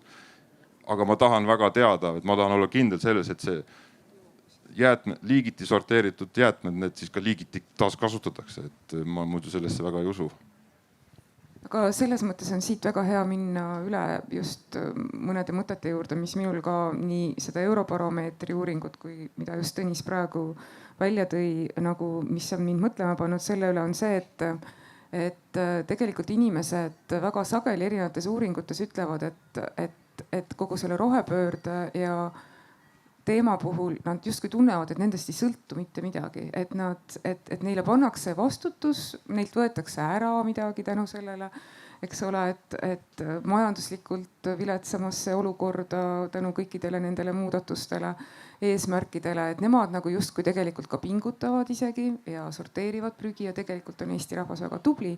Aga et see kuidagi nagu läheb, ei ole ikka kindel, kas mina sorteerin, aga et kas ikka läheb iga sorteeritud prügi sinna õigesse kohta või et kuidagi tuntakse seda, et need üksikisiku keskkonnahoidlikud valikud, et need kuidagi nagu on vastuvoolus või kuidagi kübeke meres ja nad nagu justkui ei tee mitte mingisugust muutust, et see on kindlasti üks teema, kus on nagu võimalik seda nii-öelda üksikisikut rohkem võimestada ja võib-olla see osaline põhjus selleks, miks inimesed ennast niimoodi tunnevad, on see, et need sõnumid, mis ikkagi tulevad nii-öelda siis meie poliitikute poolt, mis tulevad avalikkuses, mis praegusel hetkel tegelikult ikkagi väga paljuski nii-öelda ka rahvusringhäälingus mingit pidi nagu halvustavad sellist tasaarengut, rohelist mõtlemist, rohepööret ja ma ütlen seda halvustamist ka veel väga leebes tähenduses, et loomulikult kõikidel inimestel on õigus avaldada oma arvamust, aga täpselt samavõrra ma arvan, on erinevatel ühiskonnagruppidel võimalik välja pakkuda erinevaid lahendusi selleks, et kuidas me edasi liigume selle kliimateema ja rohepöördega viisil, et inimesed on kaasatud ja eesmärgid saavutatud. Ja võib-olla siia juurde veel üks mõte, mis puudutab, miks inimesed on selliste hoiakutega nagu on see, et mingit pidi mulle tundub, et see on see perspektiivi, Jaanus, sa ütlesid, et ettevõtjatel on vaata perspektiivi küsimus, et kas nad näevad seda perspektiivi ette, et kas on mõtet seda tegema hakata, et mulle nagu tundub, et väga paljuski kogu selle kliimahurraaga, mis mingit pidi Euroopast tuli, eestlased ei läinud väga pragmaatiliste ja praktiliste inimestena kaasa sellepärast, et neid kampaaniaid on elus enne nähtud, paneme jõeta teistpidi voolama, eks ole, et noh, mis sellest kõigest siis nagu välja tuli. Ja teine on see, et elu on nagu lühike ja elu on ebakindel, et mida me siin mõtleme selle üle, et mis juhtub 10, 20, 30, 50, ma ei tea, 100 aasta pärast, et see perspektiiv on see, et me nagu tegeleme ellujäämisega iga päev, me mõtleme praeguses sõjaohus, et need prioriteedid on kogu aeg kusagil mujal tänu sellele, et see perspektiiv on lühike ja ma püüan maksimeerida enda heaolu sellel hapral hetkel, mis mul nagu olemas on. Ja ma arvan, et see on väga oluline selline mõtteviisi küsimus, millest on nagu raske välja tulla ja seda ei saa nagu ette heita. Ma arvan, et seda peab nagu mõistma. Nii, veel natuke kollektiivset tarkust. Kristi Tabi, Jaanus tahab, jah. Ma tooks võib-olla ühe sellise kihi veel selle info ja meediaruumi juurde, mida me tihtipeale võib-olla kuklas kogu aeg ei hoia, aga mis kindlasti üldist fooni mõjutab. Et üks on jah võib-olla selle hoiakute küsimus, mis erinevates meediakanalites selle teema vastu on. Aga teine pool on ka selline teadlik desinformatsioon, et me oleme sellest palju kuulnud võib-olla riigikaitse kontekstis, aga vähem selles osas, et kui palju tegelikult desinformatsiooni levib ka nende roheteemade suhtes. Ja meil on ka ministeeriumis, Euroopa riikide ministeeriumites on erinevad kommunikatsiooniinimeste võrgustik, kes siis regulaarselt saavad kokku ja jagavad seda, et millised narratiivid äkki näiteks selles üldises inforuumis levima hakkavad. Ja on näha, et Euroopas siis teatud sellised narratiivid, kui nad hakkavad ühest otsast levima, nad jõuavad üsna kiiresti üle Euroopa. Ja mis on seal, ütleme, et me ei taha küll alati tõmmata seal paralleeli Venemaa mõjutustegevuse vastu, aga ütleme, et üks liin, mida selgelt nähakse, on see, et Venemaa ka teadlikult kujundab sellist taastuvenergia vastast hoiakuid, levitab seda infot selleks, et pikendada seda sõltuvust siis enda fossiilsetest allikatest. Ja ka see, et kui naeruvääristada seda, mida Euroopa Liit teeb rohe-eesmärkide kontekstis, siis see tegelikult õõnestab kogu seda Euroopa Liidu ühtsust või usku sellesse, et Euroopa Liidu juhid oskavad ja teavad, eks ole, et mismoodi seda poliitikat kujundada. Ja kui õnnestub siis läbi nende rohe-eesmärkide naeruvääristamise seda usku Euroopa Liidu liidritesse õõnestada, eks ole, siis on jälle üks plusspunkt endale nagu võidetud, eks ole, et rahvast lõhestada ja võib-olla sealt mõeldagi, et kas Euroopa Liidu kuulumine on nagu õige asi või mitte. Ja ütleme seal samast võrgustikust, mis ma rääkisin, et viimasel 10 aastal on Venemaa pannud just roheteemade vastasesse, roheteemade desinfosse €1 miljard. Et see on nagu massiivne tegevus ja ütleme, et väga raske on seda. Meie tõstame oma kaitsekulusid järgmine aasta €1 miljard. Just, et need mastaabid on nagu hoomamatud ja väga raske on sealt seda nagu paralleeli tõmmata, eks ole, sest seal tulevadki need erinevad kihid, et kas poliitilised hoiakud on erinevad, tõekspidamised on erinevad, faktid on erinevad, on ju, või siis on teadlik valeinfo levitamine. Aga siit me tegelikult, ja vabandust Jaanus, aga siit me tegelikult jõuamegi selle juurde, et ikkagi tuleb võib-olla korraga peeglisse vaadata ja mõelda selle üle, et kas me ikkagi oleme nii tark rahvas, nagu me arvame, et me oleme nii kohutavalt uhked oma laste, eks ole, nende PISA testi tulemuste üle, mis mõõdavad matemaatikat ja funktsionaalset kirjaoskust ja teab mida. Aga kui siin Tõnis ka välja tõi, et mis oli 60% ainult arvas, et tegelikult kliima soojenemine on inimtekkeline, et ühesõnaga võib-olla me peame ka ikkagi just nimelt sellele panema rõhku koolihariduses, et kuidas võidelda nii-öelda selle ühelt poolt selle libauudiste vastu ja sihitud libauudiste vastu, aga teiselt poolt ka see, et me ikkagi õpiksime nägema seda süsteemset kliima, keskkond, loodus, mets, järv, meri, et noh, ilmselgelt kui me ei suuda seda näha, siis koolihariduses on ka võib-olla midagi vajaka jäänud natuke. nii, aga nüüd Jaanus ja siis on küsimuste, kommentaaride võimalus veel. jah, siia juurde ei ole midagi. sa võid, targemad inimesed võivad ikka ennem rääkida. et väga kurvaks tegi just see sinu mõtte arutelu selle üle, et äkki inimestel ongi õigus nii mõelda ja nad mõtlevad lühikeses perspektiivis ja see on meile antud lühikene hetk, mida me peame kasutama ja võib-olla ei tasugi liiga palju muretseda. see oli natukene seesama näide, mis ma ettevõtja perspektiivis tegin, et kui ma näen nii palju ette, siis sellest mulle piisab, et sellest on ka kõik. aga mina küsin selle koha pealt vastu ja ma nagu väga tahan teie käest seda küsida, et aga äkki ei olegi selles midagi lahti, et need baromeetri näitajad ja need küsitluste näitajad on sellised, mis nad on.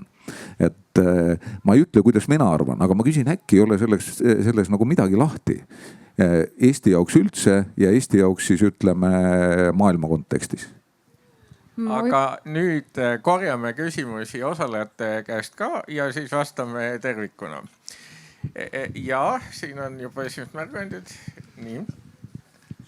nii, no kõigepealt üks kommentaar võib-olla, et kliima muutub ja kliimamuutuse mõju loodusele on hull. noh, loodus on olemas Lõuna-Euroopas, loodus on olemas Lapimaal. Mingit mõju ei ole sel muutusel. nii et seda arvata, et tavainimene saaks aru oma 13. korruse korterist, et kliimamuutus mõjutab loodust. no see on ikkagi väga niisugune utopistlik ettekujutus. nii et seda võib asjast teada inimene aru saada, aga mitte rohkem. aga nüüd on üks tõsisem küsimus see rohepöörde puhul, et kuhu see pöörab. no rohepööre on väga kõvasti pööranud rohepesusse ja igal pesemisel tekivad siuksed reoveed ja siuksed muidu reoained. kuidas võiks seda kujutada ette, et kas on lootust, et see rohepesuvee reostuse vähenemist on loota või läheb see veel hullemaks? nii, ja korjame veel küsimusi. ja aitäh, et Kaia Oras, keskkonnastatistika, keskkonnaarvepidamised ja ka Eesti Rooma Klubi, kes avalikke arvamusi, avalikke arutelusid nendel teemadel ka me korraldame. aga et rääkides nendest teemadest siin ja vaadates seda fookust, et oleme väga palju kliimast rääkinud, aga ka looduskaitsest sealjuures ja looduskaitse poolest. aga et mõeldes just selle nagu teadlikkuse ringile ja sellele, et planetaarsetest piiridest on ju lisaks on ju 9 olulisest planetaarsest piirist 6 on ületatud, me räägime 1 suures osas, et me ei räägi seal lämmastiku fosforiringest, bioloogilise mitmekesisuse kaost, geneetilistest ressurssidest, uutest kemikaalidest, mis on ka ületatud ja mis on tihtilugu inimestele võib-olla ehk isegi lihtsamalt arusaadavad. Kliimateema kindlasti oluline, aga üks paljude seast.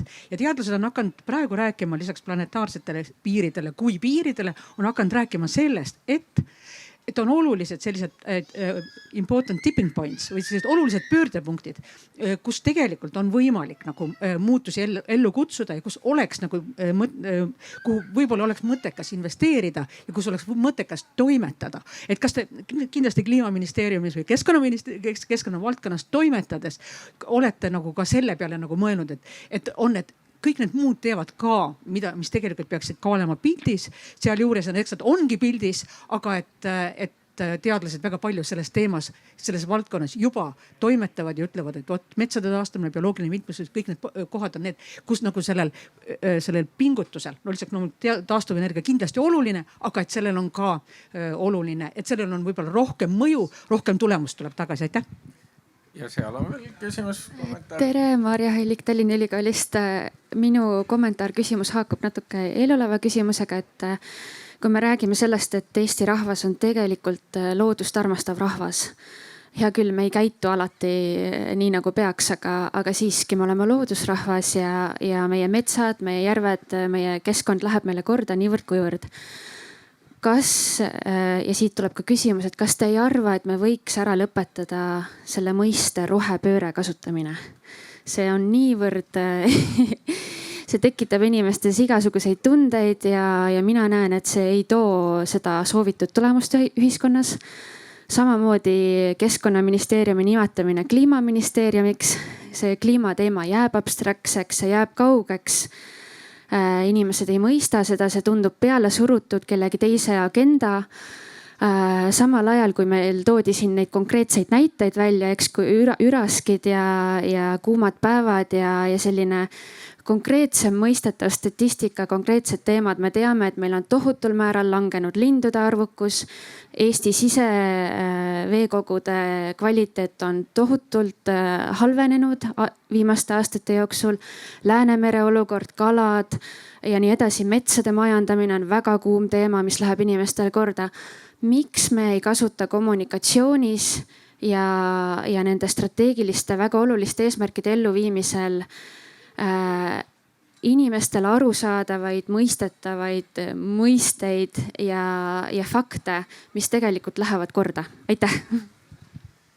Nii, ja võtame veel viimase küsimuse, siis saad kõik lühidalt kommenteerida. Ja, tervist, Erik Berlin, Järvamaa põlisrahvas. Ja küsimus oli kuidagi su enda vastuses välja toodud, et miks, et jumal tänatud, et need valdkonna eksperdid on nüüd välja tulnud. Ja sellest mul tuli see mõte, et täpselt, et see tellimus tööks on ammu enne seda, kui inimesed argumenteerida oskasid. Et Vikerraadio Sarp koos Reisneri Renega. Rene ütles seal jaanuaris välja ja täpselt selle sama, et me ei olnud nagu valmis argumentideks. Sisuliselt nagu plaanimajanduse, et me saame kõigepealt eesmärgid ja see tuli veel jutust välja, aga kui te mõtleks korra selle peale, et kaks asja, mis te soovisite, et saaks tehtud, et kogukond saaks kaasatud ja eesmärgid täidetud. Aga kelle eesmärgid ja kas need on nagu meile üldse nagu parimad, optimaalsed, et ja desinformatsiooni kohta, et kui me osasid teadlasi lihtsalt väldime, osa teadust jätame kõrvale ja valime selektiivselt selle, mis meile sobib. See ongi täpselt see, et tellija tellib muusika. Arvamusfestival on meil Vindri, Utilitase, kõigi, et Tuuleenergia Assotsiatsioon, et kes seda nagu kõike siin teeb, keegi küsida ei julge väga. Ja siis noogutame kõik selle nagu õige arvamuse festivalil. Et reaalselt ma tean, need tuulikute vastu võitlevad kogukonnad on mitmed saatnud palju teemasid, millega nad oleks tahtnud siin, et me arutaks. Aga me näeme maru ühepoolset seda sama tellimust. Peale Vändra KOV-i kohtumist, kus Joko käis, Joko ütles TV3 uudistele päras, et küll me saame selle infraheli, need asjad kõik täpselt nii nagu vaja. Sõnastust otseselt ei mäleta. Aga suhtumine sama, et töö, mida tegema peab, on nagu selge, et argumentideks poolt valmis, rahvas oli natukene nagu oskas paremini küsida. Ja mis me siis nagu selle kõigega nagu teeme, kui meil argumente pole, aga töö on vaja ära teha, annamegi suunis, et leidke see statistika meile. Statistika on ka täpselt see, mis tegija nagu annab, eks, et kes küsimusi küsib.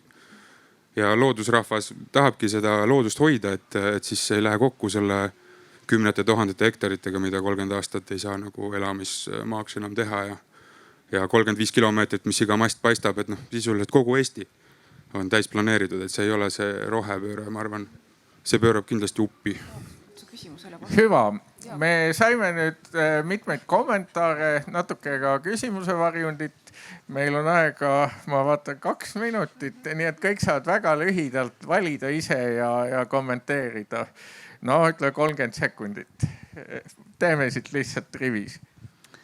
Ma võib-olla sealt alguse poole pealt rohepesu kohta oli küsimus, et see on kindlasti selline suur ahvatlus, mis võib tabada erinevaid ettevõtteid, et nii-öelda rohe nimel teha hoopis midagi, mis tegelikult laiemas pildis ei ole kuidagi loodussõbralik. Et selles osas on Euroopa erinevaid algatusi välja ka mõelnud, kuidas seda pidurdada, kuidas inimesi siis kaitsta selle eest, et nad ei valiks neid ettevõtteid, kes siis selliseid tooteid toodavad ja sundida siis ka ettevõtted läbipaistvalt seda infot jagama.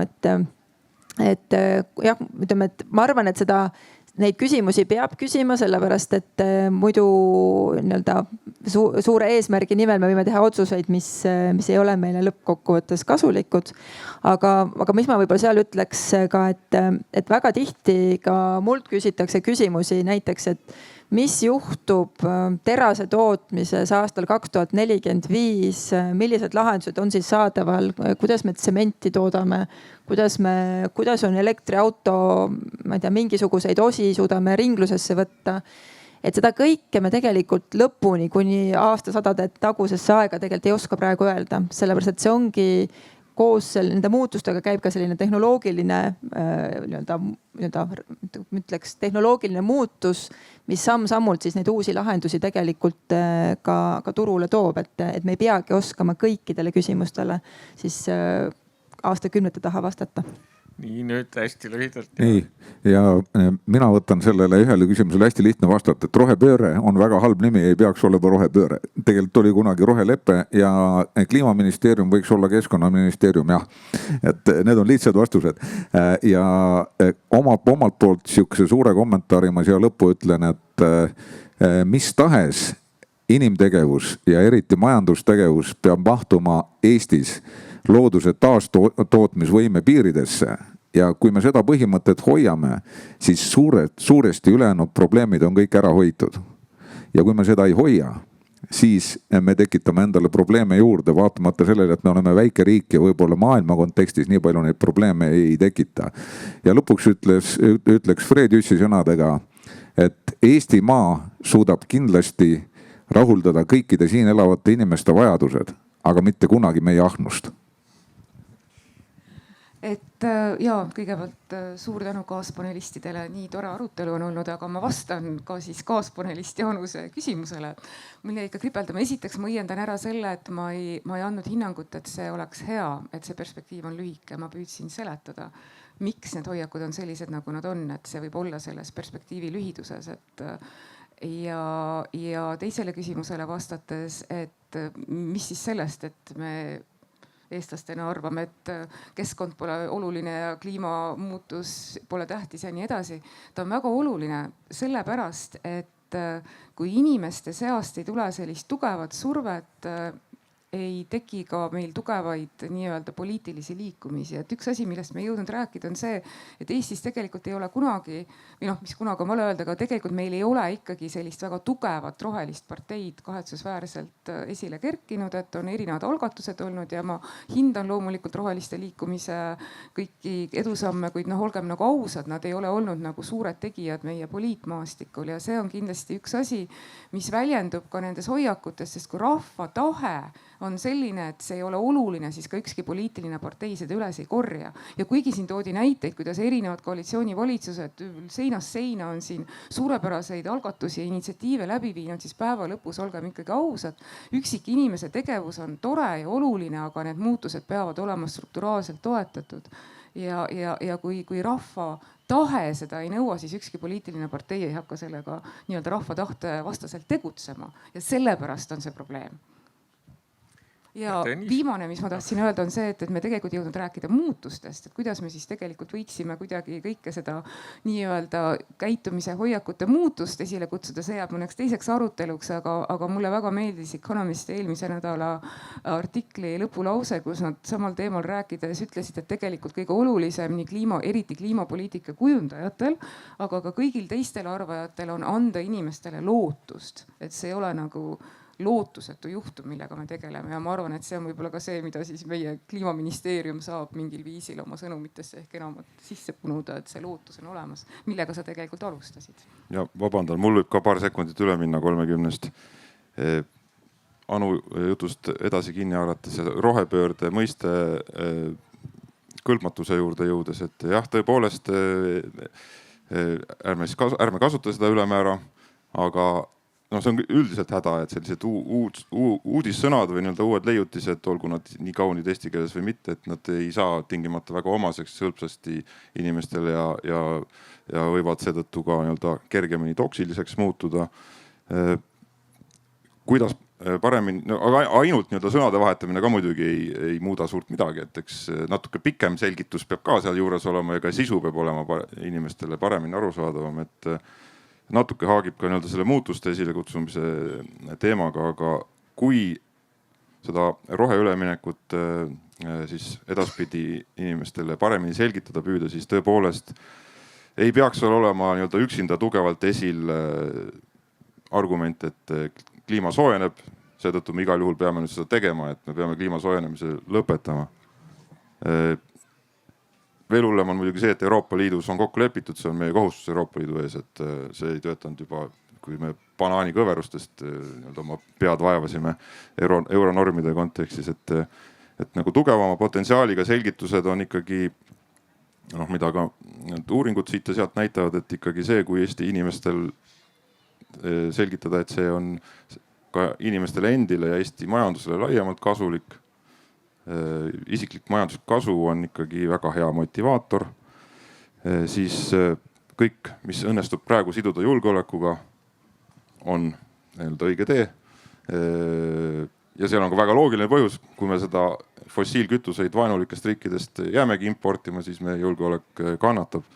Ja lõppkokkuvõttes ikkagi, et mis on loodusele ja Eesti elukeskkonnale hea, see ongi hea, et nagu selle kaudu seda selgitustööd teha. Ja olemegi saanud loodetavasti kõik natuke targemaks. Nägime, et nii maailma kui Euroopa trendides on mitmekesisust ja ka Eesti inimeste hoiakutes on üsna nagu palju punkte, kust kinni hakata. Nii et see üldine mõiste rohepööre ja selle pööramine hargnes lahti päris mitmekesiseks maastikuks, kust kindlasti on ka võimalusi leida inimestele vastuvõetavamaid, arusaadavaid ja töötavamaid lahendusi. Mina tänan kõiki ja tänan ka publikut ja loodetavasti tuleb neid arutelusid veel.